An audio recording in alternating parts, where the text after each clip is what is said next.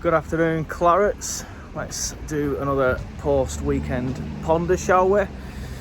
After Burnley lose another game of football, Scott Parker's tenure at the club looks even more in danger now. Having said that, I'm going to contradict myself within the first 20 seconds of the video and say for me, it hasn't changed anything, the fact that we've lost another game. Because I expected to lose it. I expected to lose this one. Even if we were going up to Newcastle in Fulham, I probably would have expected to lose that game of football. And another thing is a lot of the counter arguments for getting rid of Parker has been, well, the squad isn't good enough. The squad isn't up to it. Does a new manager come in and make anything different? I feel like the game against Newcastle on Saturday proved that more than anything. It didn't show that Parker had got that much wrong, or we lost the game because of Parker. We played well. Let's have it right. We played well, and we lost the game due to stupid individual errors, didn't we? Stupid individual errors from Lucas Perez, obviously with the silly red card. Big Les with the stupid handball.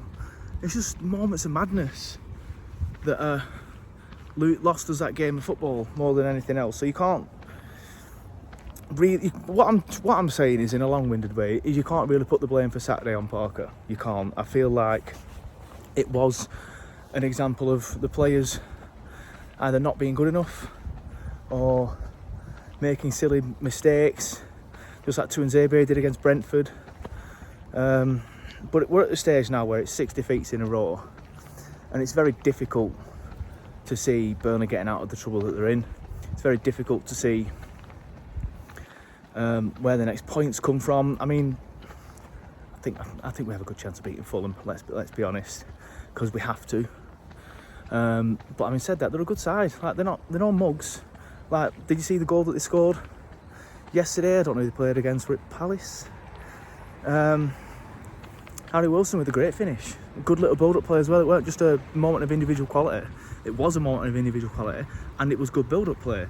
So Fulham are no mugs. Like, they're going to be a tough side, but I feel like when we have to win a game over the last 18 months of Parker's tenure, when we have to win a game or we play teams in and around us, especially at Turf Moor, we tend to beat them. So we'll see. It's going to be tight though, but we'll get more into that later in the week. But yeah, I feel like a lot of the arguments for getting rid of Parker have kind of sort of like,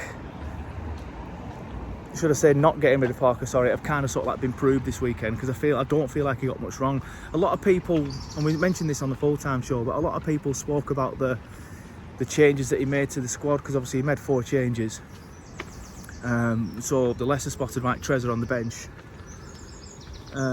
and Chris especially as well on the podcast, he was quite vocal about it.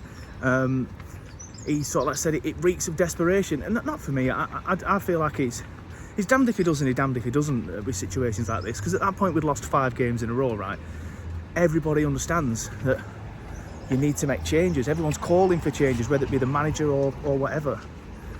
Everyone's calling for changes, then he makes the changes, and then people criticise him for the changes. So, not for me. I felt like a lot of the changes were, at the time, the right changes to be made. I feel like Hartman, despite what I said on the 60-second review about bringing Perez in, Hartman deserved to be dropped. Big Les again. So Perez has made the silly mistake, and obviously Big Les has given the handball away, but I felt like bringing Big Les back in at that point was the correct decision. Hindsight's a wonderful thing, isn't it? Of course. So now people will look at that and say, well, Perez proved he isn't good enough for the Premier League, which I somewhat agree with, and Big Les has done a silly handball. But I feel like Parker making them changes was the right thing to do. It was a team that wasn't winning games. It was a team that had lost 5 games in a row. So he's got to make the changes. He's got to try something different. People are asking for him to try something different. He tries something different, it doesn't work, and then people still criticise. And even before it didn't work, people criticising him before we'd lost the match. So I feel like he's damned if he does and he's damned if he doesn't at the minute, and I feel like it's the a lot of the anger now I've noticed on social media seems to have turned more towards ALK now and Alan Pace. And I've seen a few tweets about please sell the club, get these guys out of our club. I mean, that's a different debate for a different time. But I do feel like at the minute, what would selling the club do for the situation that we're in right now? The situation that we're in right now is we've lost 5 games in a row and we need to start picking up points.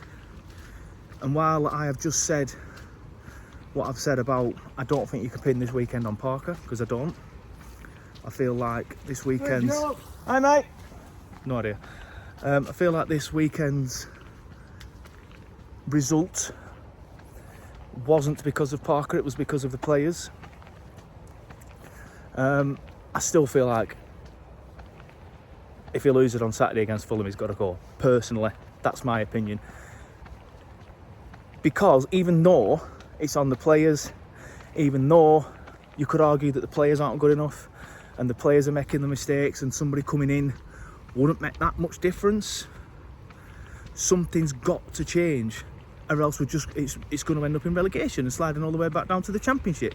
So something has got to change. Like a lot of people, and Brian Seattle Claret, who watches these, comments a lot on it, saying, well, we gave Kompany the time and, you know, Kompany never got all this stick, so why's Parker getting it? For me, we've got to learn from the mistake of what we did with Vincent Kompany. Like, why did we not sack him? We should have sacked him. Hindsight's a wonderful thing. I was one of the fans that was asking for him not to be sacked, I admit that. And now I'm asking for Parker to be sacked if he loses on Saturday. But I think we've got to learn from that mistake. We've got to understand that we made a mistake with Kompany, and then we've got to learn from that and don't just let us slide back into the Championship without trying anything different. I think maybe, just maybe,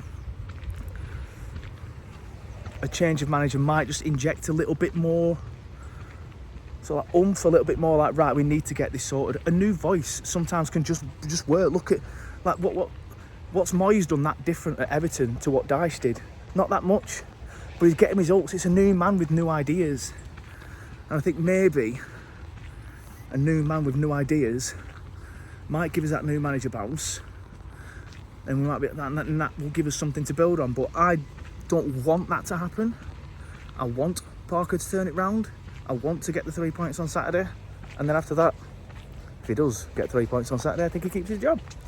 So yeah, for me it's last chance saloon for Parker on Saturday, and last chance saloon. Like, I do not think we're going to get out of relegation trouble now. I don't. I'm resigned to it. I think we're going down. I think even the most positive Burnley fan watching this, because I know Paul in the chat last night, Paul Holt was sort of like saying that's a long way to go, we're not down just yet.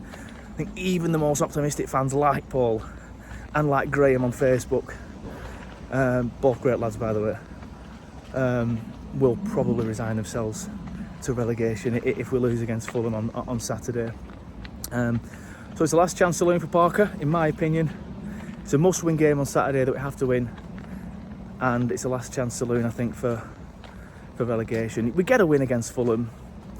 You know what it's like. You're only as good as your last match. A lot of fans, including myself, might change their opinions and things like that. And again, we'll have something to build on, but we have to get 3 points against Fulham. Nothing other than a win is acceptable. But yeah, let me know what you think in the comments below as usual.